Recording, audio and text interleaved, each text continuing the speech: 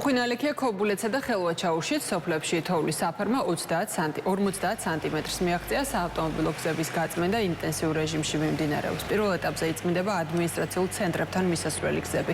სამუშაოებში ჩართულია 60-მდე ერთეული სპეციალური ტექნიკა. აჭარის რეგიონის ყველა მუნიციპალიტეტში ნალექის სახით მოვიდა თოვლი. ყველა მუნიციპალიტეტში ხორციელდება საავტომობილო გზების დეპარტამენტის მიერ თოვლისწმენდის სამუშაოები. ჩართულია 60-მდე ერთეული სპეცტექნიკა. ამ ეტაპზე აქცენტი მახვილდება ადმინისტრაციულ ერთეულებთან მისასვლელი ცენტრალური საავტომობილო გზების წმენდაზე. ინტენსიურად გრძელდება თოვა და როგორც მოგვეცემა შესაძლებლობა გადავინაცვლებთ უკვე შიდა საუბნო გზების წმენდის სამუშაოებზე, ასე რომ ყველა დასახლებულ ერთეულში უახლოეს პერიოდში აღდგენილი იქნება საავტომობილო მოძრაობა. თოვლისა და უხინალექის გამო რეგიონებში მოსახლეობის ნაწილი ელექტროენერგიის გარეშეა დარჩენილი. ენერგოპრო-ჯორჯიას ტექნიკური ბრიგადები მუშაობენ საგანგებო რეჟიმში კახეთში, ქობულეთში, ოზურგეთში, ლანჩხუთსა და ჩოხატაურში.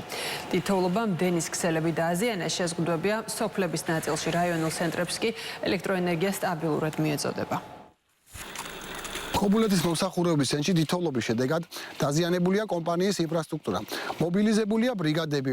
მიმდინარეობს აღდგენითი სამუშაოები ყველა მიმართულებით. დამატებით ასევე მობილიზებულია სხვადასხვა რეგიონებიდან ბრიგადები, რომლებიც მონაწილეობენ აღდგენით სამუშაოებში. უმეტესი დაზიანება წარმოადგენს ხის დაცემის შედეგად გადატეხილ ანძებს.